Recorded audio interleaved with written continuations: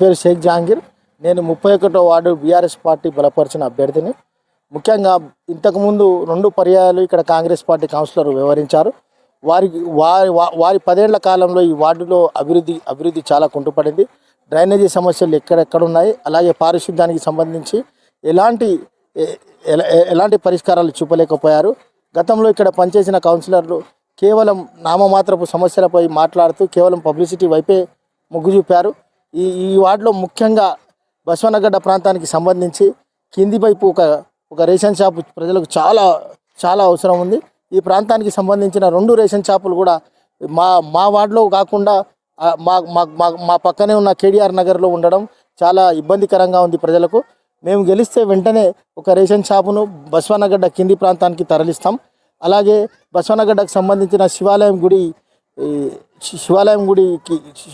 పూజలకు నోచుకోక అక్కడ ఏదైతే పరిస్థితిలో ఉందో దాన్ని గెలిచిన వెంబడే దాని మీద మేము అభివృద్ధి పనులు మా అధినాయకత్వంతో మాట్లాడి వెంటనే ప్రారంభిస్తాం. అలాగే ప్రజల ఆకాంక్ష, ప్రజల కోరిక బసవనగడ్డ గుడి. గత 3-4 ఎన్నికలుగా బసవనగడ్డ గుడికి సంబంధించి వాళ్ళు ఇంతకుముందు కాంగ్రెస్ పార్టీ నాయకులు ఆ పేరు చెప్పి ఓట్లను దండుకున్నారు. ఈసారి మేము గెలిచిన వెంటనే ఆ గుడికి సంబంధించి విగ్రహ ప్రతిష్ఠ చేయించి ప్రజలకు అందుబాటులోకి తీసుకొని వస్తాం. అలాగే ఈ ప్రాంతానికి సంబంధించి 2 ముఖ్యమైన పార్కులు, కేడిఆర్ నగర్ శిశుమందిర్ ఎదుటగల ఒక పార్కు, అలాగే బసవనగడ్డ పార్కు, ఈ 2 పార్కులు అభివృద్ధికి నోచుకోక చెత్త కుప్పలా మారిపోయాయి. నేను ఈ ఇష్యూస్పై చాలాసార్లు మాట్లాడినా ఇప్పుడున్న కాంగ్రెస్ ప్రభుత్వం ఎప్పుడు స్పందించడం లేదు. మేము గెలిచిన వెంటనే ఈ 2 పార్కులను అభివృద్ధి చేసి ఓపెన్ జిమ్లుగా ఏర్పాటు చేసి ప్రజలకి అందుబాటులోకి తీసుకొని వస్తాం.